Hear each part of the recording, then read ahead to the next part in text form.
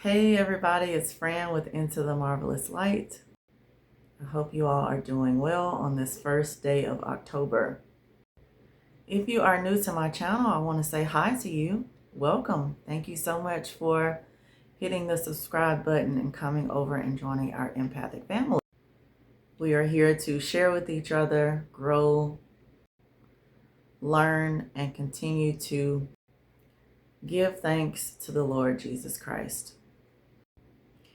If you have not hit the subscribe button yet, please go ahead and pick up your fingers and do so.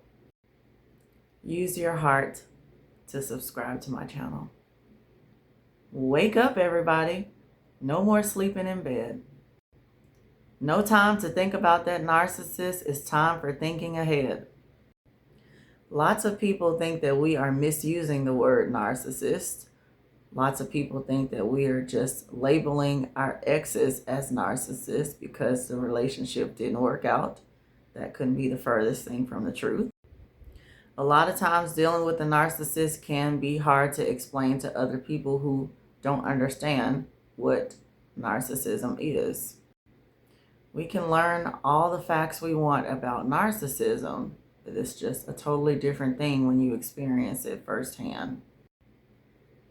So what is a narcissist? So how do you describe a narcissist? There can be several different adjectives that we can use to describe a narcissist. What words can we use to describe to other people our experience with a narcissist and what a narcissist is? How can we describe a narcissist, and how can we quantify a narcissist? How can we identify them?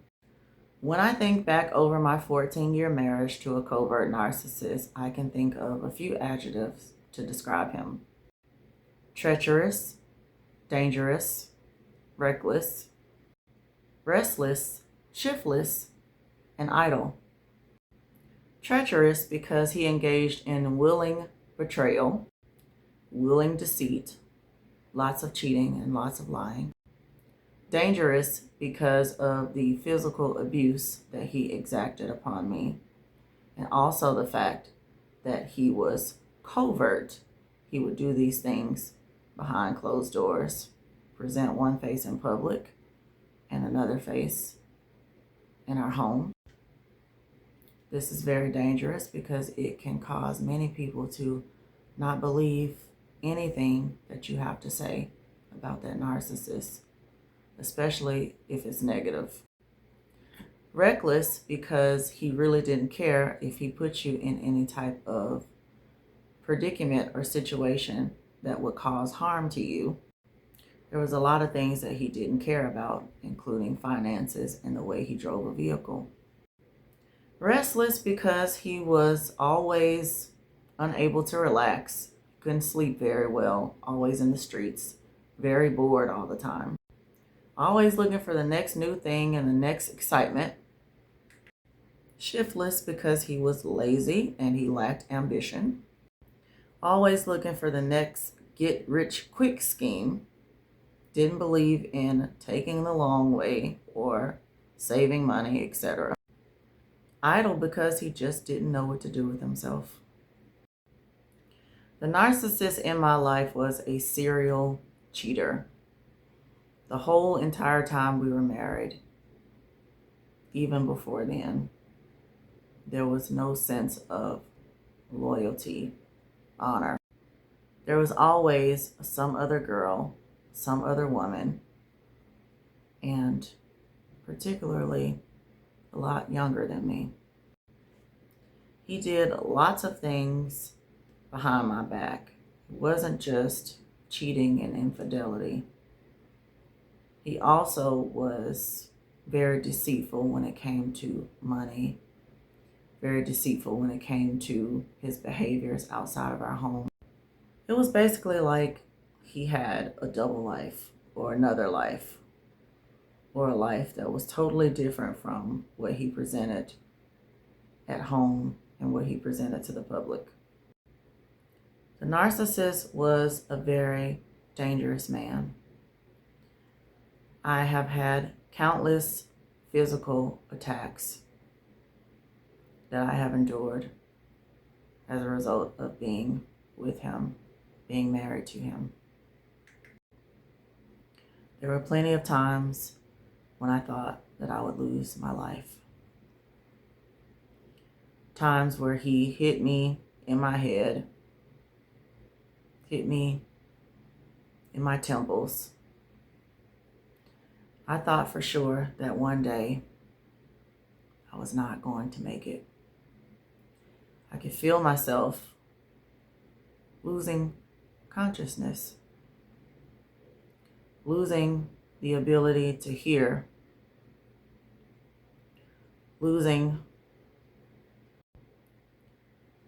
feeling like I was about to fall asleep as he was hitting me in my temples. Too shocked to scream or call out or say anything. But I did ask God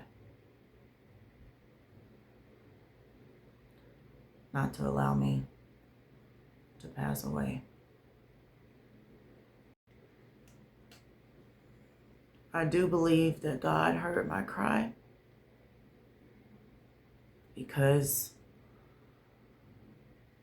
her dog at the time jumped up in between me and the narcissist and made the narcissist stop punching me.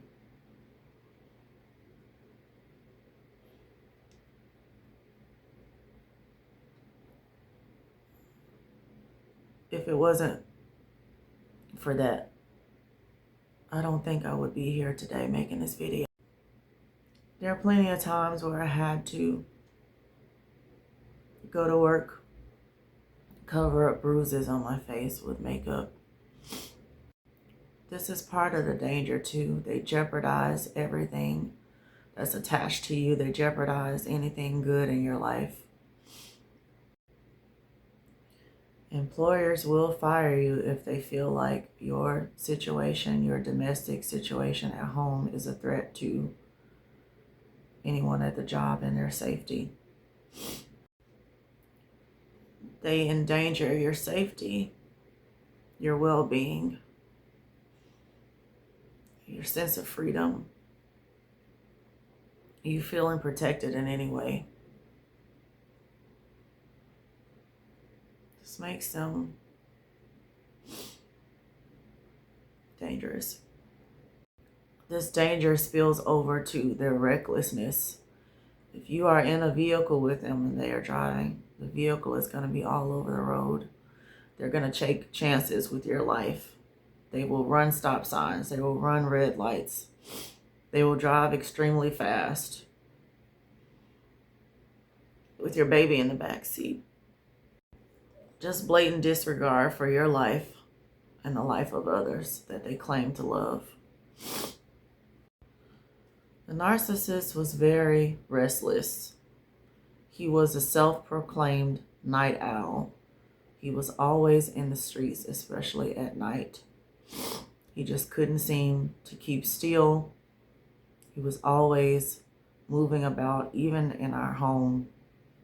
The few times that he was there, he was always kind of doing this pacing thing, going from wall to wall.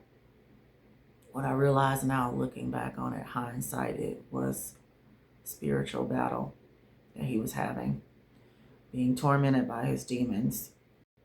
He was like a hawk at night. He was always looking for something to get into, looking for a new relationship, looking for the next thing, looking for my replacement or replacements. I know for a fact he had racing thoughts. His thoughts were all over the place. When I think back on his communication with me, he would go from one subject to the next in a fast pace. His eyes would go left and right at a fast pace. A narcissist was also very, very lazy. Pretty much all of the housework was on me. I was the one who did the dishes. I was the one who cooked and cleaned. And he limited his cleaning to his man cave. He didn't have a problem cleaning up his area where he was, his man cave, anything that involved him. He didn't have a problem straightening up or keeping clean. But as for most of the household chores and duties, they were mine. This man barely ever helped me bring in grocery in the house. Not only was I the one paying for the groceries all the time, majority of the time, I would also have to bring in the groceries. No matter how many bags there were, no matter if I had a trunk full, I would have to do that myself, make several trips myself, do all the heavy lifting myself. When it came to paying the bills, he was lazy at that too. I had to pay all the bills. He lacked ambition. He had dreams of grandeur. He liked to think big thoughts, but he didn't have any drive towards accomplishing those goals. He loved to brag to me that he can have the house paid off in 5 years, but he would never come up with a plan, and he would never take any action on that. He always just wanted me to know. He always just wanted me to know that he was smarter than me. The narcissist would make a lot of promises and just not go through with any of them. Jeremiah 12:6. For even thy brethren and the house of thy father, even they have dealt treacherously with thee. Yea, they have called a multitude after thee. Believe them not, though they speak fair words unto thee. And this is just how the narcissist was. They don't mean you any good, even though they try to trick you with their words. They try to make you think that they mean well. They try to make you think that they love you, that they care for you, that they're going to be there for you. But none of it is true. They say one thing in your face and another thing behind your back. They pretend to treat you well in your face, and they go and betray you behind your back. And it's very sad that these are people in your household, people you think that you can trust, people who claim to love you. They're the ones that's mistreating you. They're the ones backstabbing you. They're the ones bringing destruction into your life. That is the worst type of betrayal, in my opinion. People who pretend to be your family. People who pretend to love you. People who you would think would have this loyalty, this obligation. They have neither. The terrible part about the narcissist is they do all these evil things, but they actually take pleasure in it. There is no remorse. There is no care and concern. Romans chapter 1, starting at verse number 29. Being filled with all unrighteousness, fornication, wickedness, covetousness, maliciousness, full of envy, murder, debate, deceit, malignity, whispers, backbiters, haters of God, despiteful, proud, boasters, inventors of evil things, disobedient to parents, without understanding, covenant breakers, without natural affection, implacable, unmerciful, who knowing the judgment of God, that they which commit such things are worthy of death, not only do the same, but have pleasure in them that do them. They may know full well what they're doing is wrong, but they don't care. The list of evil behavior and activities that I just read is the summation of a narcissist. They are full of wickedness. They have an abundance of wickedness. They will break covenants. They don't care anything about promises or vows. Being married to a narcissist means nothing. I had the narcissist tell me marriage was just a piece of paper. The ring was just a piece of metal. It didn't mean anything to him. The fact that we stood before God at the church altar, stood in front of the pastor, stood in front of our friends and family and took vows, none of that meant anything to the narcissist. None of that was something that he took seriously. He didn't care enough about me to keep any promises. He didn't love me enough to keep any vows. Evil people do not know love. If you don't know God, you don't know love. He lacked understanding. He didn't even have natural affection.